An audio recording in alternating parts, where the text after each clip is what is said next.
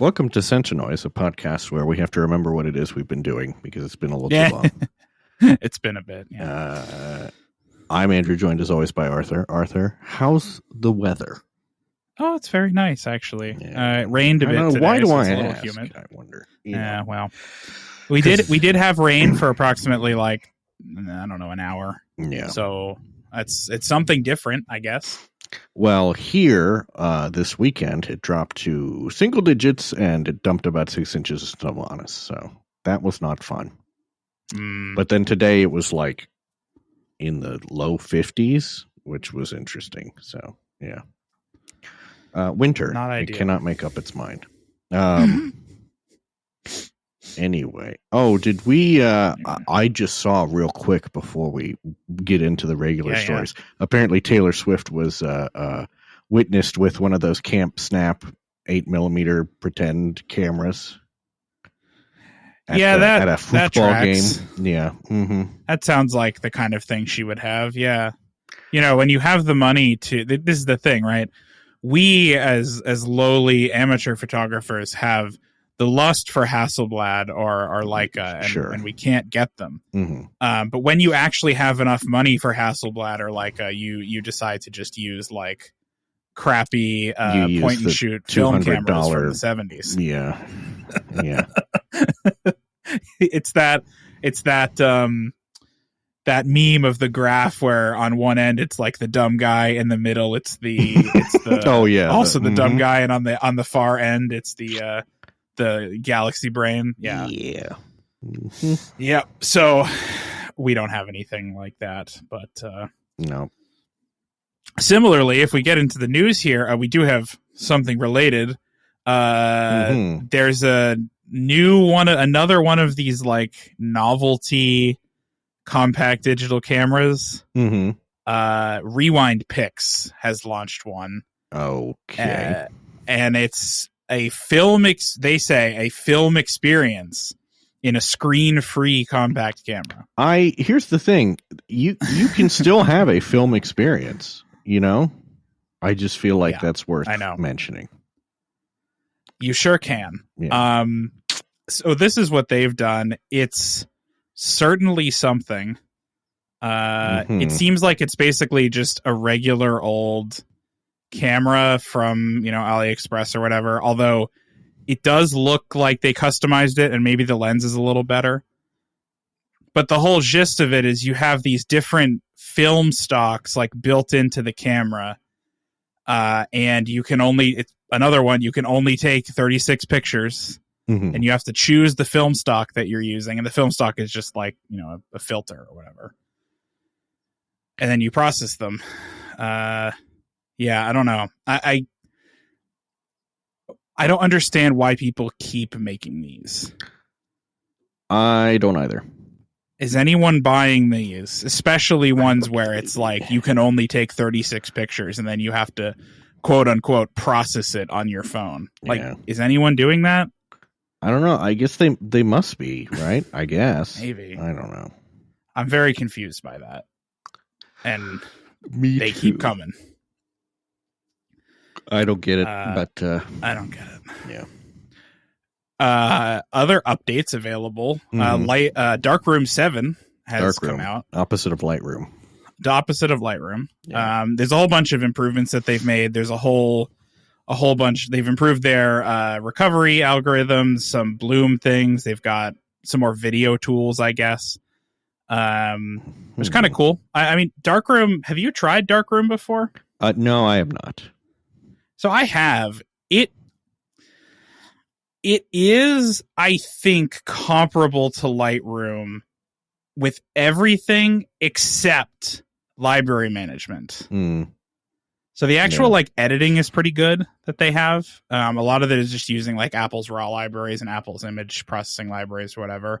So their actual things are like pretty good. But you have to use Apple Photos as the storage backend. So yeah, that's not great. Yeah, not amped about that. But if you're okay with that, it's actually pretty good. I think it's probably the best thing you can do for doing anything more professional than what photos can give you. Mm-hmm. So that's available now. I think if you're already a subscriber, it doesn't cost anything else, which is nice. What else we got here? Red. I've got some Red content to talk about later, but Red now has cinematic imaging recipes for Nikon cameras. Okay. Which is film simulations by a different name, sort of. So they've released a set of these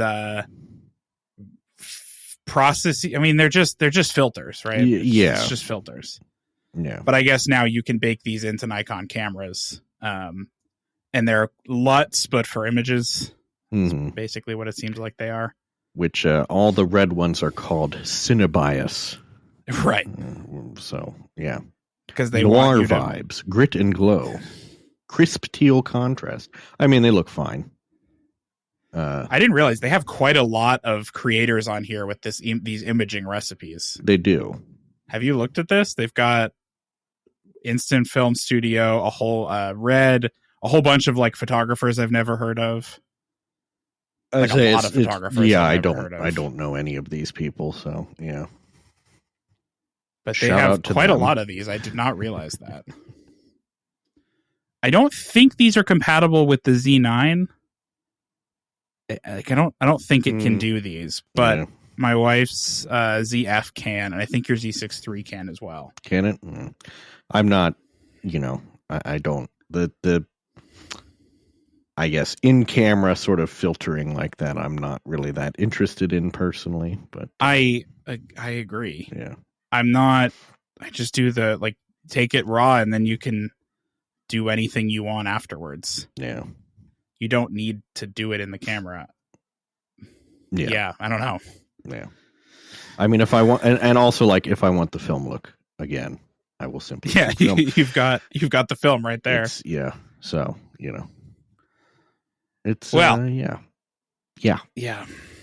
Viltrox has some stuff. Viltrox has a telephoto conversion lens for the X100. That's half the price of Fujifilm's. Okay. The X100 I have, it's a fixed lens camera. But Fuji released a telephoto converter, which is just like a lens that you screw onto the front of the thing that makes it quote unquote telephoto, I guess. Yeah. And it was quite expensive. But Viltrox did that too for the Fujifilms, and it's $189 instead of like $400, which is the Fuji one. Well, that seems worthwhile, yeah. Yeah, kind of. So what does it make it? It makes it a... I can't tell what focal length it makes it. It offers a 1.4x magnification, so then you get a 50 millimeter. Oh, okay. So it's not that much. 3. Yeah. I mean, 50 is fine. So yeah, but it's not that much. Maybe 50 would be good on there. I don't know. Yeah. You want to talk about people making variants of cameras. Yeah. Rico has a variant. I texted you this yesterday and said we were vindicated by waiting a day to because whenever we record, it's like the next day there's some kind of news. So we delayed a day, and so now Rico has announced, possibly the biggest announcement in photography all year, which is the GR4 HDF variant, which is the GR4, except they take out the what is it, the selectable ND filter, and instead they put in highlight to diffusion filter. Oh, highlight diffusion, right? Yeah. Although apparently this also adds an electronic shutter. Which is odd that the original one didn't have that, but sure. Mm-hmm. HDF makes the images look glowy. I don't know how else to describe it. Mm-hmm. Pretty much. Kind of makes highlights. It makes light sources glow a little bit. Yeah. And it can be yours for $100 more than the standard GR4 because why not?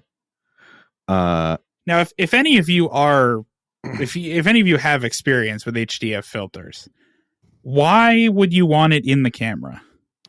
That I don't understand. I don't know, but this is apparently, popular enough in Japan that it must be, right? Yeah. But why, like, is there, I genuinely don't know.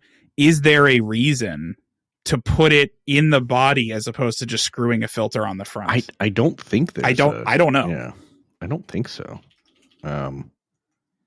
In other news, the GR4 monochrome that they had announced, which was slated to come winter 2025, is now slated for release in spring 2026. So pushed back just a little bit.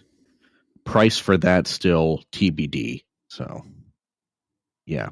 What I'm curious about is, are they going to release a GR4X to replace the 3X? Because that would probably be the model that I would be interested in. But. Yeah. So I'm reading here. Nobody else makes HDF filters. Yeah. Only Ricoh does. And they do it because it is a printed filter. So what it is apparently ink on glass, like some kind of printed ink on glass that causes the light to behave that way. And Ricoh is the only people that make it, apparently. Yeah. So I guess that's why it's in the body, because only they make it. Go figure. Yeah. Okay, sure. Why not? For those of you with M5 Max, and those of you which is just the 30, one at the moment, right? It is just the one, the 14-inch MacBook Pro, and not the good MacBook Pro, the little the that's right, base MacBook Pro. Yep, which is still a 14-inch MacBook Pro, despite the fact that like they could split that out into its own thing. It's weird to me that it should. To me, they should make it the MacBook again. Yes. Or something. Yeah. That name is available. Well, anyway, if you have that machine, which I'm sure nobody listening to this does, DaVinci Resolve 20.3 adds 32K video support to people with that computer only. Okay. Are there any cameras that shoot 32K? It's got to be, I don't know. Maybe like some 3D ones. Well, but I mean, Black Magic would be the people I would expect to sell such a camera if it had indeed existed. Or here's one, Linnea HS 32K, 400 hertz. But this looks like the Black vision Magic system for. Yeah, I don't know. I don't know if anybody has these. The but I Black guess you Magic can do it. Ursa Cine 17K appears to be their largest sensor. So right, but I guess they have big plans. Also, I have to admit, somewhat amusing to me that you can get this like giant 17K camera, and among the mounts that it supports, PL, LPL, and locking EF mount. So Canon wins again. Yeah, but also it's kind of funny to imagine you have this big cinema camera, you just have like the Canon 50mm EF on there. Right. I don't think that's going to have the resolving power for that, to be honest. Probably not, no. I wonder if slapping a Canon EF kit lens on the thing, like, wow, I spent all my money on the camera, so.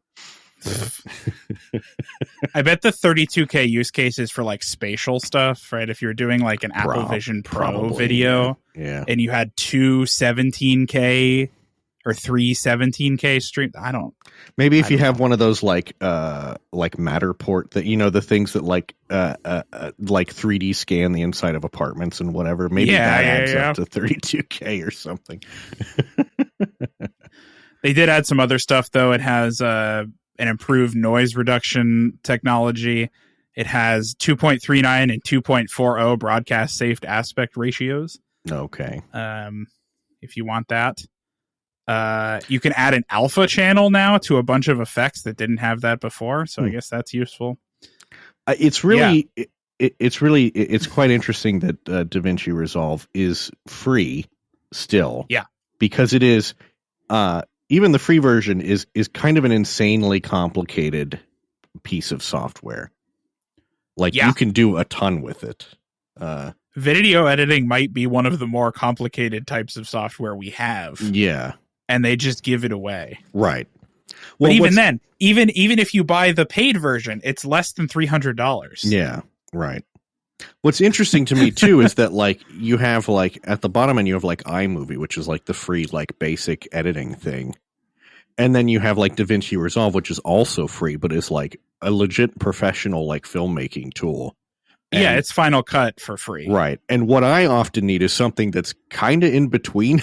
and I feel like that niche is no longer filled anymore. Right. I don't know what goes there, you know. It's Resolve. It is Resolve. Well, right. But it's simple enough to use that you can figure it out even if you don't need all the stuff.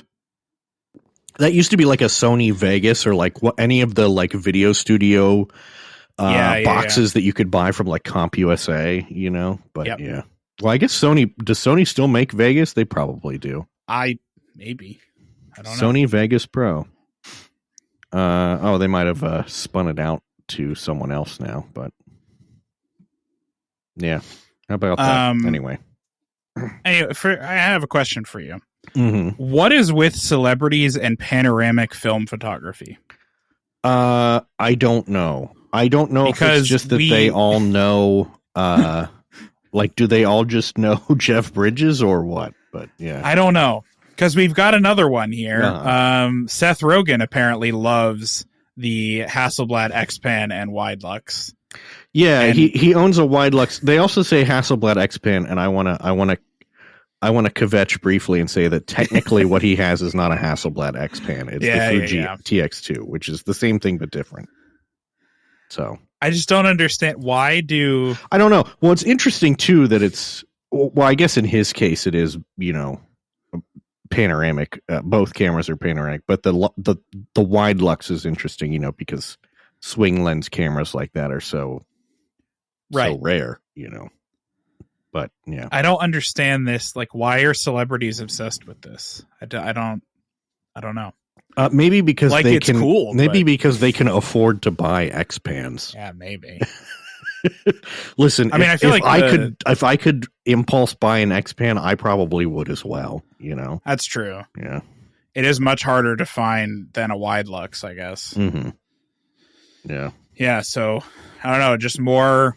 I actually am starting to get somewhat excited for the new Widelux if it actually becomes something that's purchasable. Yeah. If it's a reasonable price, it seems like it would be cool to get one. Mm-hmm. But who knows? Maybe it'll be like an expensive toy for dentists. Yep. We'll see. As are most things. The real announcement, though. Sony came out with another A7. They sure did. What a surprise. We're on the A7V now. After the IV. It appears to be fine. Although I think it is the highest priced camera, like in its particular niche. Which is they did improve something though. It has a fully articulating rear screen now. Oh, yeah. Well, you know, so it was probably way past time to. Yeah. I mean, it took them until the A7R5 to do it. Yeah. Well, you know, 2 USB ports.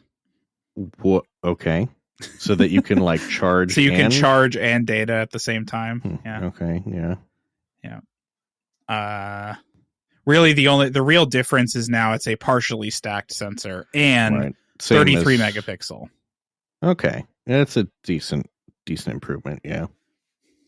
But it's, you know, it is yet another. I mean, what is this in the same niche as my Z6 III, basically, and the R6? Yes, so, and the Canon, right? Yeah. Yep. I'm still confused by the base A7. It's versus the R. Close, you mean? Yeah. It's close enough in price. Like the price differentiation between the two it's not that much. It's not like a Z6 III to a Z9, right? Right. So I get really confused as to why both of them exist, and then also they have the the A7R, they have the A1 and the A9 still. Mm-hmm. They have like all of these different variants of basically the same thing. I mean, this is the thing. Sony loves to do this, right? So yeah, that's true. What I find for the same reason I question why the Z7 still exists, I question why this exists. The thing about the A7 IV is that it is $2,900, and comparable cameras are, such as my Z6 III, currently on sale for $2,100, which is, that's a fair bit more. Yeah. But then, like you say, it's also not that much cheaper than the A7R. So, what, what is the... And I don't know that they have, a step down from the A7. I don't think they make an A5 A6600. Yeah. Well, right. Yeah, you drop right into the... Yeah. So, I don't know. Sony's product strategy with cameras, it doesn't make a whole lot of sense to me. I mean, not much with Sony's cameras makes a lot of sense to me, to be quite honest. Yeah. Like when you said, they updated something, I was hoping that you were going to say the user interface, but that would be too much. No. Yeah. They will not be doing that. Yeah. They will keep their terrible interface forever. Mm-hmm. And now they're stuck with it too, I think. Because at a certain point, it doesn't matter if it's any good. That's what everybody knows. Right. Yes. So now you have to leave it. Yeah, it's like Microsoft Windows. So exactly. Now you have to leave it like that because that's what everyone learned. And I'm just over here like, no, I'm putting my foot down. I'm throwing a little bit of a tantrum going, I will not participate in this charade, Right. Yeah. Monitor Watch returns unexpectedly because Asus quietly dropped a 27-inch 5K high refresh rate monitor. Oh, interesting. Which is very interesting. There's no details on it. You can't purchase it, but there's a product page. It's like, wouldn't you like to have this? Right. Yeah. It's also, I wouldn't buy it because it's one of the gaming ones, of course. Gaming. Right. Yeah. So it looks insane and it has RGB lights and all this crap on it that I don't want. Yes. But it is a 5K 27-inch. The gaming nature of it means that it's probably going to be priced at an even more ridiculous premium than... Potentially, yeah. Hey, it has G-Sync, though. It does. And less color space coverage, though. It is 97%. What? I'm reading the versatile connectivity, and it says HDMI 2.1 times 2, DisplayPort 1.4, USB Type-C, and then in small print, or firmware update only. What? Right. Yeah, it doesn't actually have Thunderbolt. Yeah. What? Yeah, I don't. Why would you advertise that if you can't actually use it for? Realistically, it's because Windows gaming gaming PCs do not. Well, they have don't. Thunderbolt. Right. Exactly. Yeah. That's why. Because the gaming GPUs, have full size display. No, there's ways around it. Yeah. There's ways around it, but they don't have Thunderbolt. Like my gaming PC does. Because I happen to get a very specific motherboard for which you can buy a very specific PCI card to plug in that gives it Thunderbolt capabilities. Which is very bizarre because here's the thing about Thunderbolt. It's just PCI Express underneath. I know. Yeah. Oh, and I should say, in order to have display over that cable, I have a very short display port cable that comes out of the back of the GPU and goes into the back of this other card. Oh, jeez. Because it can't do it that's like olden times when you had a separate 2D and 3D accelerator card. It feels like that. Yeah. What was I going to say? Oh, it's funny that laptops do have Thunderbolt, and even the mini PCs have Oculink, which is PCI Express still. Yep. And yet, at the normal gaming tower size things, it's like, no, we don't really have that. What would you need that for? They do have it now, but it still doesn't route video out of them all the time. Yeah, well, which is the whole point. Yeah. Well, we don't know how to do that short of, the little loopback cable, apparently. So yeah, it's bizarre to me. I guess it's because the justification, I suppose, is that they're using all of the PCI lanes on the card already. Yeah, and so they can't use some to pass the video signal back. Mm-hmm. That's probably where the problem is. See, but then I think even like the graphics card that we both have, which is a fairly powerful model, it's not the top of the line, but it's like 2 tiers below. I think it only uses X8 connectivity. It does, yeah. Because it's so fast that you don't have to use it. So there's a whole other 8 lanes on that slot that are just not used. Yep. So, yeah. Speaking of gaming monitors, did you see that MSI has a 500 hertz OLED now as well? That's too many hertz. I feel like, look, I get the people who say that they can tell the difference between like 144 hertz and 60 hertz and whatever. I don't know that like you're going to tell the difference between like 500 and 240 or whatever. That just seems ridiculous. But the fact that it's OLED and it is refreshing that quickly means that there just is no motion blur at all. It's just not possible. So a little weird. So if you want that, and if you have a graphics card capable of sustaining that kind of frame rate, which it's 1440p, not 4K, so that might be doable, but still.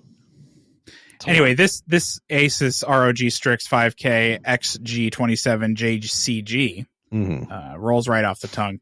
Is 5K 27-inch 180 hertz. It has a little cheating crosshair as well. It does like it has the cheating crosshair. Yeah, every gaming monitor has that, and I don't. Is anyone using that? I don't know. I can't imagine anyone's using that. It's just amusing because it's a hardware hack that anti-cheat cannot pick up. So, although, I also don't know how much of a difference it truly makes. So, I mean, in the games where you'd think it would, like Counter-Strike or whatever, the spray pattern of the bullets is variable. Mm-hmm. So the specific location of your crosshair is not that important. And I was going to say, it's easy enough for game programmers to get around if they really wanted to. You can just vary it slightly. Yeah. I don't know. Anyway. But I wanted to bring this up because what it means is Apple, hey, there are better LCDs out there for studio displays, and you should get one. You should consider. You should make 120 hertz ProMotion studio display. Because now it seems like that should be possible. Mm-hmm. Mm-hmm. That's my argument here.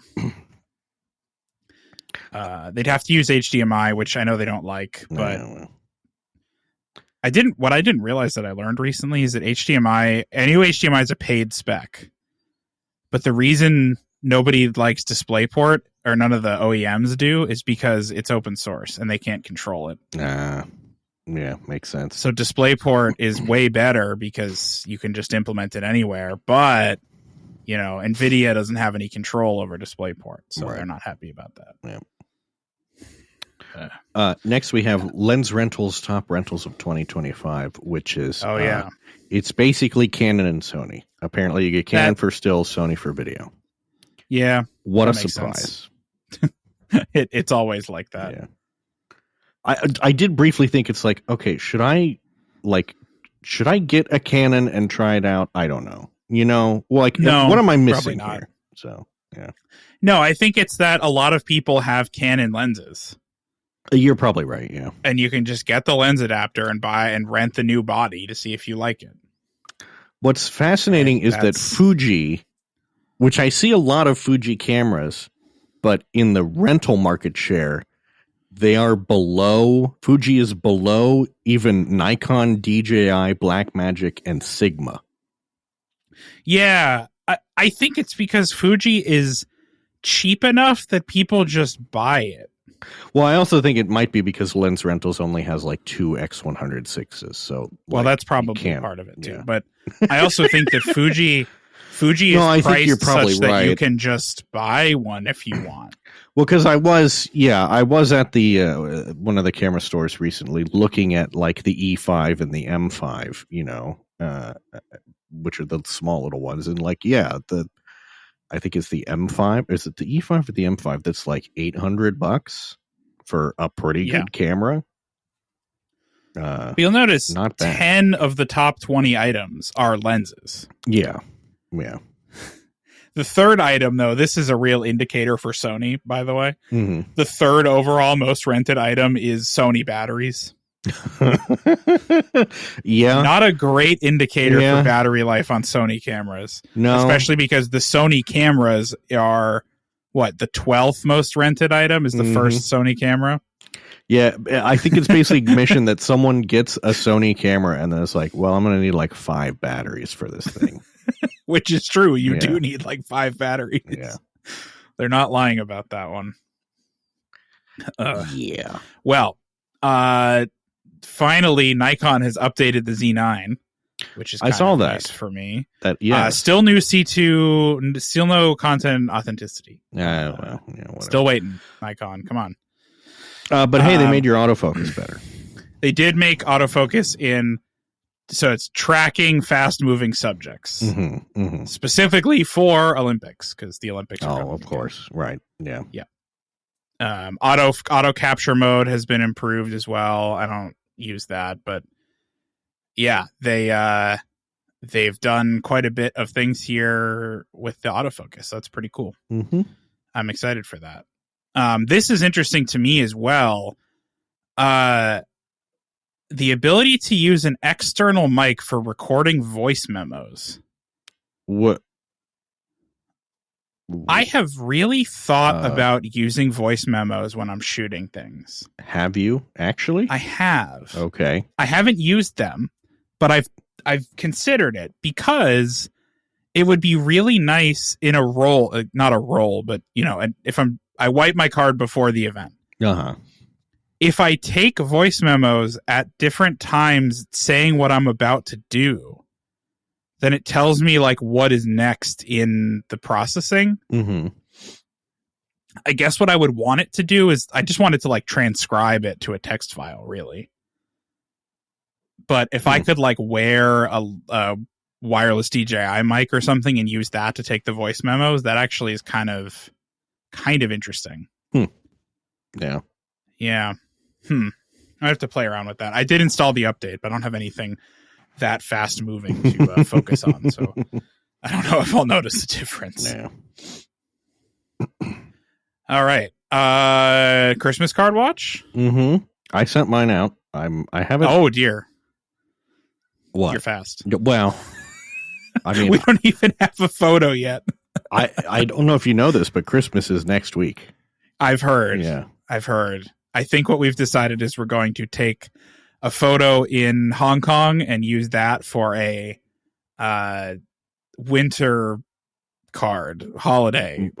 New Year's something when we get back. Makes sense. I think that's what we will do. I sent mine out. What's interesting is I sent mine out this weekend, and I have not yet heard anyone report that they got them yet. So I haven't gotten them yet. I am side-eyeing the postal service. I know that my grandmother sent us a card on November 21st that I believe we received this week. Right. So they're doing great. So, so that I think is about where people are with post office deliveries. Yeah. Yeah. Cool. You may be waiting a while for people to get them. Cool. Yeah. See, because then that it's like, why do I even bother trying to send them early, Right. All that. There's no point. Yeah. Waste of time. I don't know. No, it's not a waste. I like your cards. Your cards are quite good. This one features a lot of Mabel because, Yeah. Where did you get them printed this time? Vistaprint. Vistaprint, yeah. I forgot. I guess I got them from a different place last year, which I just spaced on and did not think about this year. So we've switched to Minted because they have better paper options. Okay. Interesting. It is more expensive, but they do have nice paper. I was to say, I will say Vistaprint threw all sorts of discounts at me and all that. They're like, "Oh, do you want the rounded corners? It costs nothing extra." And I was like, "Sure." And then they were like, "Oh, do you want the embossed foil?" And I was like, "It costs nothing extra." And I'm like, "Yeah, I do actually want that." So, fine. Yes. Go right ahead. So then they run it. They'll print it in I don't know. They might print it in Reno because I think those machines can do the foil all in one pass now. They've got some of those fancy Canon printers that can do foiling and stuff as part of the printing process. It's kind of neat. It's pretty neat. Yeah. Yeah. So some of those finishes used to be extra finishing steps that now are not, which is kind of cool. Not bad. Yeah. But yeah, we will stay tuned for hours. We will get it eventually. We're leaving for Hong Kong on Monday, so it's definitely not happening before then. Yeah. On the same note, my ZR has arrived early. All right. So I did see a ZR in person this weekend because one of the camera stores had them. So yeah, I was intrigued. What did you think? Did you pick it up? I did not. It was in a case. I didn't want to deal with all that. But yeah, it looked. So it looks compact, which is nice. I'll make the show art this picture that I took, but it is quite a bit smaller than my Z9 for sure. Yeah. It's lighter. Although it's not as lighter as I had hoped. It's still, it's chunky, right? But it is quite a bit smaller. It's a rectangle. They really compacted it, I think, as much as is possible. Yeah, it's probably very, very tight in there. Yeah, I would imagine so. But they did a couple of things that are nice. It has actual full-size like slots on the top to attach straps to, instead of those stupid tiny little rings that you have to put the tiny ring into to be able to attach anything. Yeah. Yeah, it has just regular size ones, so that's nice. The screen really is huge. It is gigantic. Does that make up for the not having a viewfinder then? Because it's such a big screen? Viewfinder, yes. The thing that I have yet to determine, because I just got it today, is does it make up for the lack of buttons? So this is my chief complaint already, is there are 3 buttons. Yeah. That's it. The shutter button and then... sorry, I guess if you count the shutter button, then there's 4. Oh, okay. So you have the shutter button. You do have 2 dials. You have a front and rear dial. You have the joystick still. And then there's buttons on the top labeled 1, 2, and 3. Oh, okay. Yeah. And that's it. Clearly. Then you have a menu and a go to playback mode button. But that's it. There's nothing else. Additionally, the other thing that's kind of weird is that the power button is a button, not a toggle switch. Oh, that is interesting. Yeah. So it's kind of odd. It seems like it would be really easy to turn off accidentally. Yeah, I mean, is it recessed or anything? Because that's the only thing I can think really, is that if it was deliberately made hard to, jostle like you. It's definitely harder to press than the others, but no, I wouldn't say it's recessed. So that's interesting. The ergonomics are worse, obviously, but that was expected. What remains to be seen is, can I actually, I switched it into photo mode, and it does basically look like, it's a Z6 III. Yeah. But imagine your Z6 III with none of the buttons. Because that's basically what it is. Yeah. Well, I guess the thing is, if you can assign one of the buttons to be the equivalent of the I button, and then you have the quick menu. It does have that. Okay. The what is it here? It's just like a hamburger menu icon. Okay. Is the I button, basically, that shows you your, focus mode and whatever. Because I'll be quite honest, that's the button that I tend to use the most on my Z6 That's III. fair. So it has that at I least. Just use the and then it does have the little menu. joystick. Yeah. Yeah. But I think I have to embrace that I'm not going to be shooting manual mode with this. Oh, without all the controls. I would. That's not happening. Yeah. Well, do you have the one, is it 2 dials or just one? You do have both. You have the front and the rear. All right. But they're not set up in such a way that it's easy to press a dial or press a button and move the dial at the same time. Oh, okay. Yeah.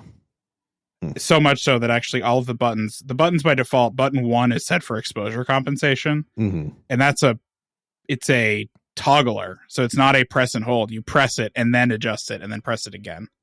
Oh, okay. Yeah. That's what it's set up for as default. That. Yeah. So it's an interesting camera. I think it definitely is. If I can make it work for me, it will fulfill exactly what I was hoping. Well, here's the thing, too. I feel like they should just take this body and make a stills version of it, and maybe switch some of the buttons around or whatever. But add more. Really, just add more. Yeah.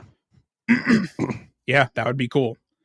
So I think what I will end up doing, which is not what I wanted to do, but just so that I make sure that I don't get stranded, is I will bring both my cameras. I have enough room in my carry-on. I'm not concerned about fitting them. I just didn't want to carry the Z9 around all day. Yeah. So I'm just going to bring both. And then if I can't make the ZR work for me, then I won't be stuck. Yep. I think that's what I'll do. Probably a good plan. Yeah. And maybe I'll just take some video with the ZR because it certainly looks like it'll do that. Oh, yeah. I can imagine it'd be great for that. It'll be good for video. Shocker. The video camera is good for video. Yeah, that's crazy. I still find myself, I still desire a pocketable digital camera of some kind. I know. I just feel like there's not that many good options. It's the GR. That's the only one. Well, it's like the GR or the RX 106 if you want zoom. Yeah. And none of and the RX 100 sucks. So you shouldn't buy that one. Well, I did already, yeah, and I was like, it wasn't compelling. Yeah. So I'm like, should I get a Z30? But that, I don't know. I don't think that's pocketable, though. If you want anything that's remotely ergonomic, it's not going to be pocketable. That's the real problem. Yeah. I don't know. I guess I don't know if there is a pocketable interchangeable lens camera. Maybe the Sony, A6400 or whatever. Yeah. But even that is But then you have to find a lens that makes it pocketable. Yeah, right. Yeah. It remains a problem that we seem to be unable as a species to solve. Which is amusing because this wasn't a problem for the longest time. No, it didn't used to be an issue, but now it is. Yeah. Anyway. I wanted to do, as we close out the year, some picks, our top picks for the year. And I've realized that this year was kind of short for pictures. Not pictures, just picks. Yeah. I was trying to come up with this, and it's such a really short list for me this year, which is disappointing. Yeah. Yeah. It's kind of a boring year for technology, I feel like, because everyone's doing AI and AI only. Yeah. I mean, I was trying to think of stuff, and I really don't know that I have anything nothing sprung to mind that was like, oh, this thing has really been. I can't even remember. It's like, what even new stuff did I get this year that has made that much of an impact? The only thing that I can think of is maybe the iPhone 17 Pro, but it is a very nice phone. I like that it's orange. Joanna Stern in her year-end picks for The Verge said that was the gadget of the year for her. Well, that just sums up the got year, very mad about that. The thing is, I completely agree with her, and Nilay did not. He thinks that's the stupidest pick of all time, but I do completely agree. I think it is a stupid pick, but I think it's also reflective of the fact that we're in a sort of gadget I mean, what were the notable gadgets this year? Like the stupid AI pin and that the AI pin thing. And the Rabbit R1 and the Friend. Remember the Friend? Oh, the Friend. Yes. Yeah. Which which did nothing and barely exists anymore. Yeah, exactly. So yeah, there's not a lot of innovation going on in the consumer electronics space at the moment. No. So I have two.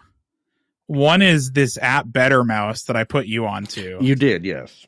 Better Mouse is, what if Logitech's software for Mac was good? Yeah, because, I mean, here's the thing. If you own a Logitech mouse and you've had to install Logitech options, you will know that it is it's a garbage piece of software because it is unnecessarily heavy, I guess. Yeah. They've stuffed a lot of functionality in there that it's well, now it also downloads an AI model that you can't turn off. Oh, that's great. Yeah. So, okay. So it's only getting worse. Yeah. So it's getting worse. So Better Mouse is like, what if the things that you cared about, like what are the buttons assigned to do, and how fast does the scroll wheel scroll and stuff like that? What if that was good and done? Like, what if it was done in a thing? Mac-like way? Really? Yeah, and as it turns out, that's it's pretty good. It does a decent. So job. for $7.99, which is perhaps to me the best value in all of software this year, you get this tool that is so much customizability, way more than the Logitech app, even. I would say. And it has smooth scroll for Mac on external mice that actually works. I don't know how he's doing this, but smooth scroll works on a Logitech mouse somehow. with this app. Yeah. I don't know how. And he can read the battery level of the mouse as well. I don't know how he's doing that. But all of that works. Who knows? So magic. This app is great. If you have a Logitech mouse, especially an MX Master of any variety, just get this. Mm-hmm. Delete. You don't need Steer Mouse or Moss or any of those anymore. You can just use this one. It does all of that stuff. Highly recommend. Mm-hmm.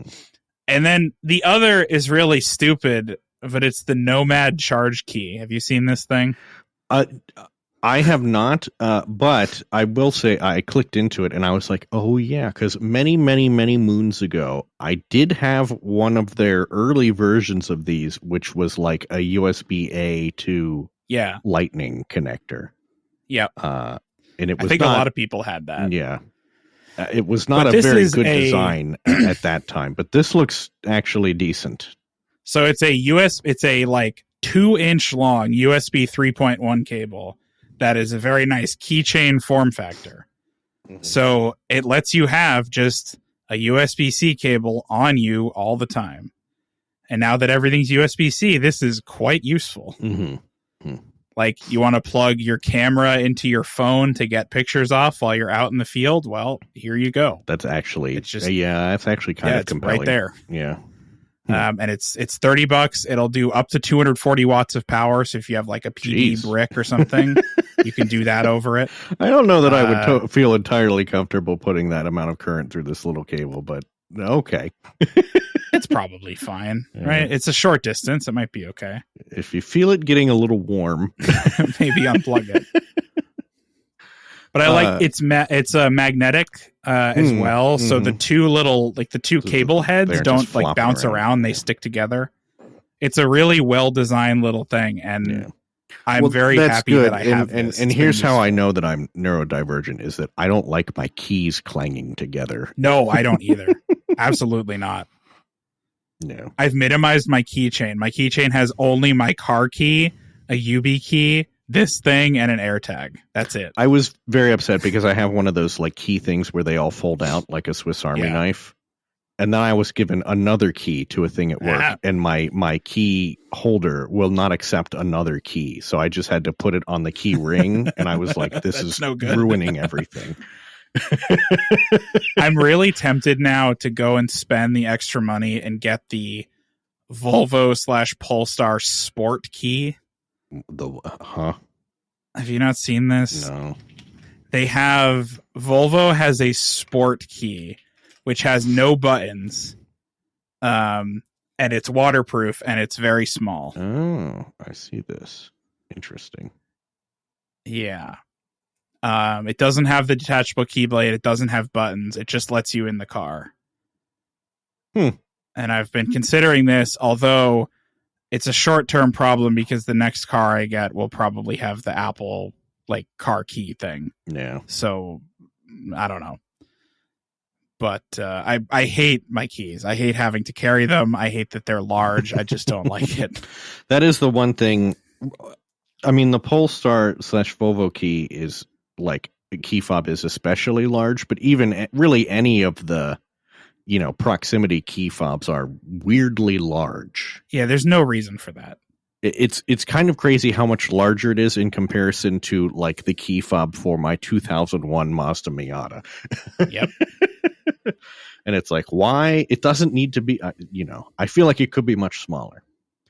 I mean, have you tried the Hyundai keys? No. Because those are worse. No. They're even bigger. Yeah. No, yeah, I'm thinking anyway, yeah. I don't make keys smaller, folks. We don't, there's no reason for this. Yeah. Or if you're going to make them big, they better have they better have my favorite fidget of all time, which is from the older Volkswagen keys. Oh yeah, the little flip out where the key flips out. Mm-hmm. I had that on my Passat, and I loved that was my fidget toy. I should have kept the dang key when I returned the car in. Yeah. Make your key fun if you're going to make me carry it around. I did think of something, and that would be the new AirPods Pros, the 3. Oh, yes. They are, I kind of expected them to be a sort of, like a humdrum improvement, but they are actually significantly better than the previous version. They are so good, I would say, that I am not carrying other headphones on the plane to Hong Kong. I am not either. I would also say the key thing that Apple figured out is that you got to have foam ear tips. Yeah. Because the previous ones, the default ear tips, which were just like, plastic or whatever, they would just fall out of my ears, and I would have to replace them with foam ear tips anyway. And Apple, I think, was like, well, we could just do that. And so they have foam ear tips by default now, and they fit much better. And they're not fully foam. They're the kind of blended one, right? I would say yes, but it's enough in my experience. So for me, it's still not perfect. Mm-hmm. They still fall out over time. It's much slower than the old ones because the shape is better for me. But fortunately, Comply has finally come out with their tips. And I have a set of these, and I've been using them. And as far as I can tell, for the first time also with the Comply tips, there is no noticeable loss in noise isolation quality. Like on an airplane, it sounds the same whether I'm using the Comply ones or the Apple ones. Oh, that's nice. Yeah. Which didn't used to be true. The Comply ones used to be worse. Mm-hmm. But I think the AirPods are better now because the default ones have foam. They understand it or something. Right. Yeah. Either way, if you feel like the default tips are not gripping enough, give these a shot. They work well. Mm-hmm. And how would you say that the addition of heart rate tracking has impacted your life? Oh, it's changed my life. Yeah. That's a thing that it's like, okay, I forgot that it did that, to be honest. I don't know. Yeah. Like, okay, whatever. I actually do understand the use case, but I also think that no one is using it. Yeah, probably not. Like, the thing is, if you're doing certain types of workouts, the Apple Watch is actually, like, the wrist is a pretty bad place to get your heart rate from. Mm-hmm. And this is much better. So, like, that I get. Right. However, no one's doing it. Yeah. I don't think. Probably. The battery life is also crazy, by the way. Yes, that is also true. I took it on a flight from San Francisco to Boston, which was 6.5 hours. And the battery went, because it has the optimized charging on, it went from 80% to like 50%. And I had them on noise cancellation the entire time. Yeah. So when they say 8 hours of battery life, they are underselling that. It is quite a bit more. I don't think mine have yet charged up to 100% because I just don't use them enough to they won't. Them to they don't point. Want to. So yeah, so so they're just like, all right, you're just gonna, we're gonna try and extend the battery life here, and it's like, all right, well, as long as they're not, and I have not worn them long enough at a stretch to get to the point where they have actually died. So yeah. I thought on the flight to Boston they would, because my 2s would, but they didn't even go below 50%. So, which I guess that just seems to be a general stride that Apple has made this year. Is the battery life is getting better for their. It's just it's not a concern anymore. Yeah. In the same way that with the iPhone 17, I'm not thinking about my battery life really anymore. Which it's good enough. Time. Yeah. Well, I guess the other thing, did it come out this year, the Mac Mini, or was that a last year? Oh, it did. Yeah. Right? In the spring? Yes. The M4 Mac Mini is just a remarkable deal, really. Yeah. Like, especially when it was on sale for for Black Friday and whatnot, and you could get it for like $400 or $450. Like, it's hard to get a desktop computer that is as powerful for that price. If they're all way less powerful. I don't even think it's hard. I don't think you can. I don't know that you can. Yeah. I think there is a desktop computer. If you're getting something like equally as powerful in a Windows, you're getting like a Minisform or a B-Link, that has like and it's going to be like $600 to $800 basically. Right. So yeah, they easily have the best deal in personal computing, and it's just incredibly small and delightful kind of thing, and yeah. Now, if only they sold a monitor that you could put with it. Well, now let's not, I actually was going to get my little brother a Mac Mini for Christmas, but he has asked for a laptop instead, which is fair enough. Fair enough. But, and actually doable in my case, because at work we are getting rid of a bunch of M2 MacBook Airs. Oh, there you go. Yeah. That's perfect. So that's the perfect laptop for like a kid in school. Right exactly. Now. Yeah. Well, because he's got any of the M1s. Honestly, an M1 he'd be fine with. But any of the M's are fine. He's got a gaming computer, but like a base model MacBook Air from a couple years ago is fine for him fooling around on the couch, kind of thing, or whatnot. He's going to end up playing Minecraft on it. Right. It's only 8 gigs of RAM, which is why we're getting rid of them for work stuff. But I think for his purposes, that'll be fine. So yeah. Nice. Well, this is probably our last episode of the year because I'm disappearing to another country. Yep. We will talk to you in January. Happy holidays or however you celebrate.